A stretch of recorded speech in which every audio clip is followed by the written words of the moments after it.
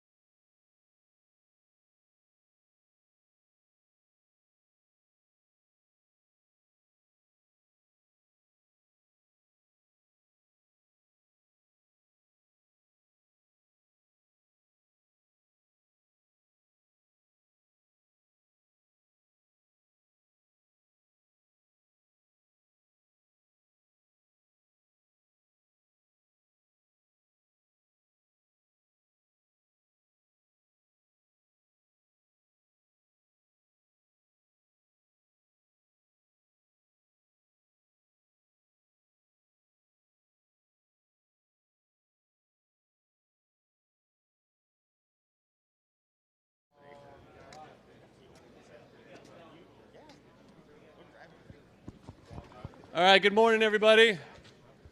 Please take your seats. Please watch your social distancing, have your mask on. Welcome to the operational briefing for Thursday, September 17th. My name is Roger Noon, Plan Section Chief for Incident Management Team 1. We'll start off with a current situation update with Night Ops. Hey, good morning. Polo Rodriguez, Night Operations for Incident Management Team 1. Yesterday, we actually had a big active day on the fire. If you look at the entire fire perimeter, it grew another 26,000 acres. So that's pretty big. The fortunate part for us is everything we've had at the bottom and on the sides did not grow. Most of our containment lines stayed in there and they stay within our contingency. Down at the bottom, the Jose Basin area looked really well. Working around through the Meadow Lakes area behind the homes, that looks pretty good. From there, the area that we had concerns yesterday was with the burn. We ended up tying in direct, and that'll be ready. It's been prepped and be ready to burn today. Where we had an issue yesterday in we call the Horseshoe in Division Romeo, ran for about 2,000 acres. We have equipment in there. There's no line on it. Everything around Huntington Lake looked well, and the contingency stayed there. So none of this stuff moved. Most of the movement was up on top. Anyway, with that, have a good shift. All right, thank you. Now we'll review our incident objectives. Our management objectives are to utilize the risk management process to identify and mitigate hazards to protect firefighters and the public. Emphasize strategies and tactics to have the highest probability of success and the least exposure to firefighters and the public. Develop strategies to protect life, property, communities, businesses, and infrastructure. Employ tactics that fulfill these strategies while being mindful of the necessity for contingency and emergency plans. Ensure strategies account for incident priorities, applying resources to those with the highest consequences first. Follow COVID-19, CDC, and establish local, state, and federal guidance to limit virus spread within the incident and surrounding communities near the fire area. Provide timely and accurate and continuous incident information to affected partners, cooperators, and the public, and maintain fiscal accountability and keep costs commensurate with values at risk. For our control objectives, keep the fire north of Pine Flat Lake, keep the fire south, the South Fork of Merced River and the crest of Ansel Adams Wilderness, keep the fire east of Highway 41, and keep the fire west of Minarets Ridge. And now we'll have weather.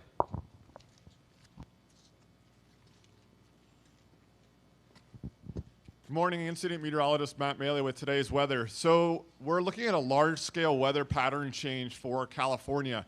Northern California could see cooler temperatures and rain as a low-pressure system moves in.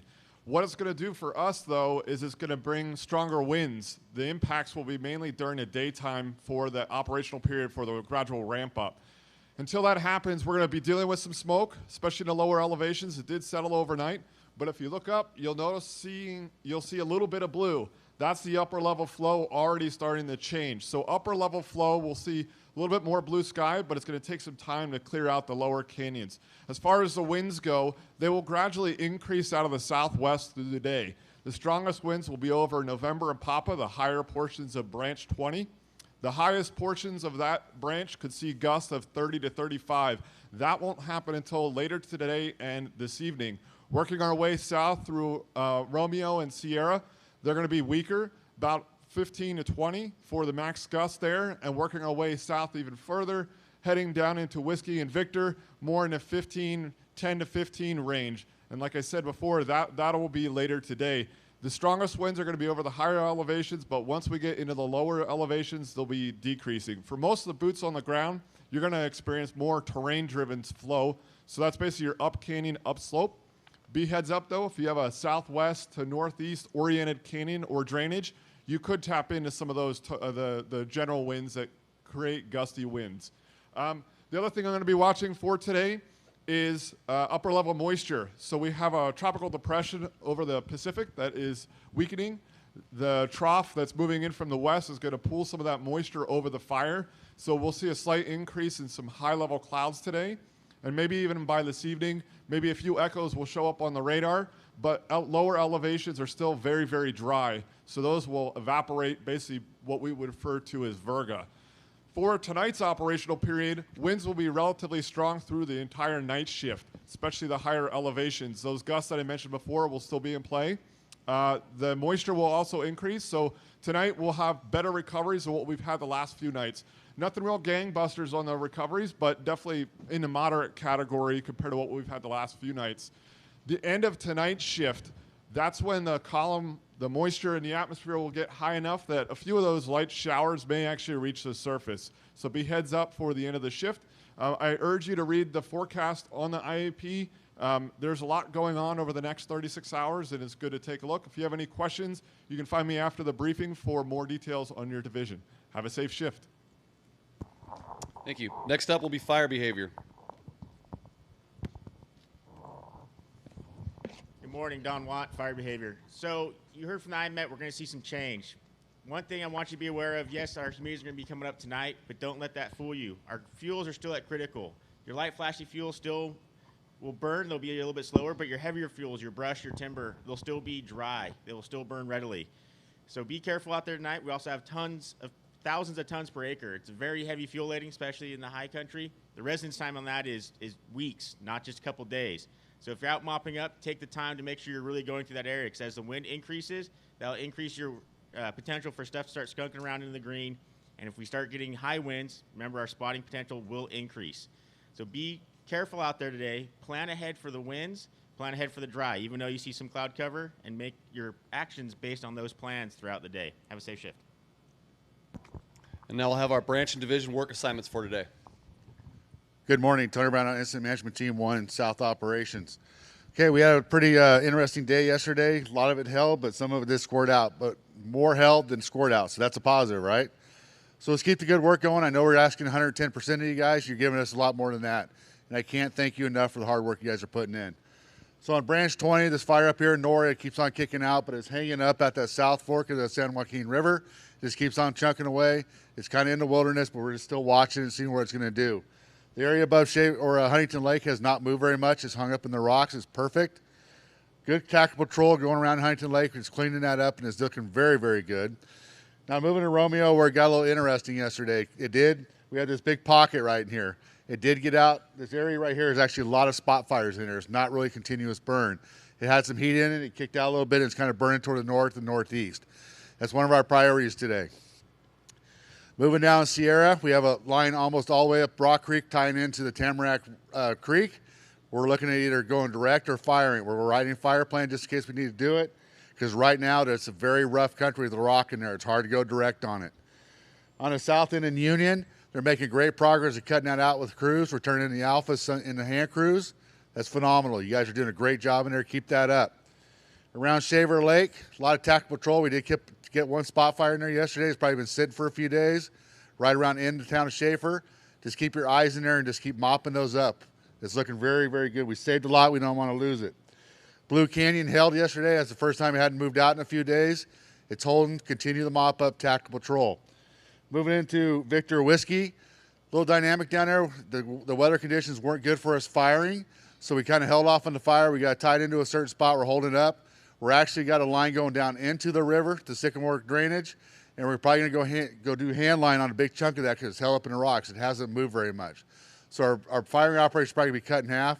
We go direct. It's going to save us a couple days in there cleaning that up. Moving into branch 29, the X-ray Zulu area, or X-ray, yeah, you know what I mean. Anyway, so tactical patrol, that's the next area we want to look at repopulating. We got to get around those structures, get out and look for those hot spots. There's some mulch piles back in there. Let's get it cleaned up. We don't want the residents to come back in and find any hot spots, getting anybody hurt. So with that said, we represent the Sierra National Forest, CAL FIRE Fresno Kings Ranger Unit. We want to make a good impression. If those people start coming in there, or if you see them in town, take the time to talk to them, explain what's going on. When we repopulate, it's important to get out there and talk to them if they need anything.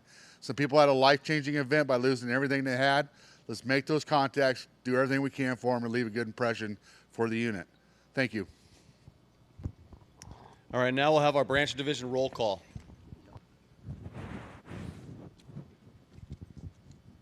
Good morning, BJ Corey, Resource Unit Leader with Team 1. This will be the branch and division roll call for the South Zone. Individual resources will be done at the divisional breakouts. So branches and divisions, as you hear your name, please stand so everybody can see you and hear you in the back. And we will get started with branch 2025. Johnson? Here. Heimbach, trainee. Here. November Papa, Pavone. Division Romeo, Appleton. Here. Sierra, Whitwer. Uniform Whistler. Here. Moving to branch 29, Stornetta. Here. Division Victor, Dunham. Here. Morris. Here. And Wade. Here. Whiskey, Hinault. Dementi. X-Ray Zulu, Swanson. And then Contingency, McDougald. Thank you, everybody. Have a safe shift. All right, thank you. Next, we'll have air operations.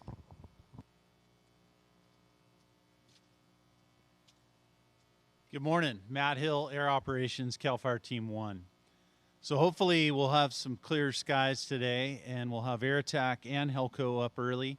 We have 14 helicopter water droppers, so that's 3 Type 2s and 11 Type 1s.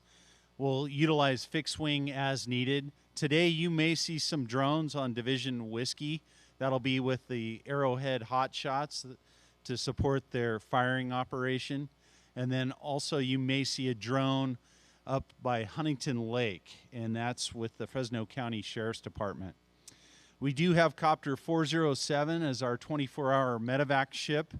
They are supporting the Sequoia and our fire here. And then also make sure you monitor air to ground. And then any water dropping or retardant missions, please clear the line. We appreciate that, and so do the pilots. Make it a safe shift. Thank you. Now we'll hear from safety.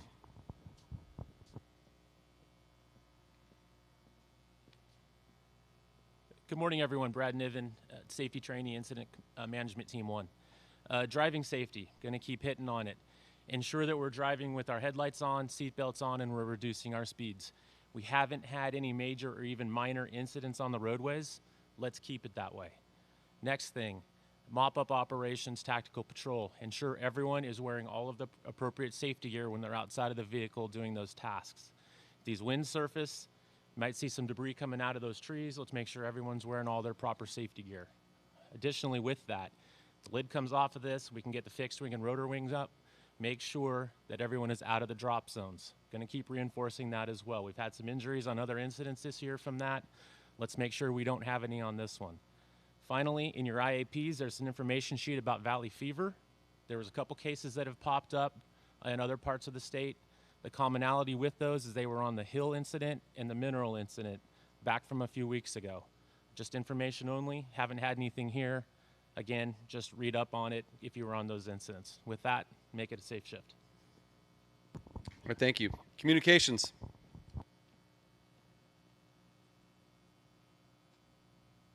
Tom Webb, Communications Unit Leader. Got great news. Today is a clone day. So come up and see us and get a clone. We're set up in the grass area in front of the comm van outside of room 5. So with that, as you come up to clone, we've got a decon table there for you to clean your radio before giving it to the radio tech so we don't spread anything. While you're at that table, also please remove any dust covers and microphones from your radio so that we can speed that process along for you. So again, we're in just outside where room 5 in the grass area where the tables have been outside the comm van the last couple of days where you were cloned the first few days of the incident. Also, additionally, AT&T and Verizon both have all their fixed sites back up in service around the area, so you should have pretty good cell service over the incident. Have a good day. All right, now we'll hear from medical.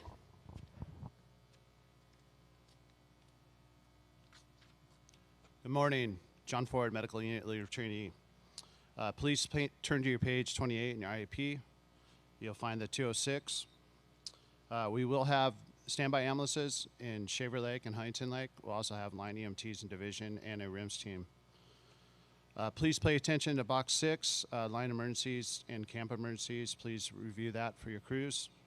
CalMat for medical supplies and other medical evaluation is in room 32. And medical unit is located in room 8 for any further questions. Please have a safe shift. Thank you. Thank you.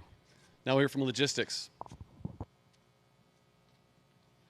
Good morning, Jacob Garrett Logistics. On page 29 of your IEP is a services schedule for all your camp needs. On page 30 is a CAL FIRE 101. Any items left on the line or that are damaged, you will need to fill that out, and it requires a division signature. Also, please continue to backhaul your trash, wear your mask around camp, and remember that lunches are 1 per person and they're a 24-hour lunch. Thanks. Thank you. Next, information. Good morning, Emily Smith, Public Information. If you'd like to join me on page 31 in the IEP of the Public Information section, and I have some numbers to write in for you on the most updated. For the acreage, we're currently at 244,756 acres, 18% containment. with 2,878 personnel assigned. There are phone numbers at the top of this for media and public. If you run into either of those in the field, please have them call those numbers. And we do ask if you adhere to the federal and social media policies. We appreciate those that have stopped by to have your items vetted before posting. Would we please ask before posting to any agencies or your local departments, private vendors, everyone, before posting anything to your pages, please come by the PIO shop so we can vet those to make sure they're appropriate for the incident. We do have mail service address at the bottom and lost and founds in room 13. Thank you. Have a great day. Next up will be our law liaison.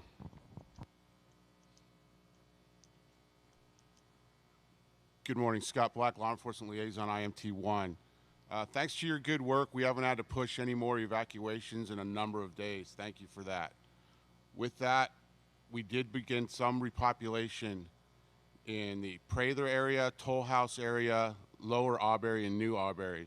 So you're going to see a lot more traffic out there. In conjunction with our operations people and our cooperators, we've been getting a lot of infrastructure people back in. So keep your eyes out for a lot more vehicles out there. And we have changed some of the traffic control points. Most significant is at the Auberry roundabout. So keep your eyes on head on the swivel and have a safe shift. Thank you. Thank you. Next will be our agency administrator.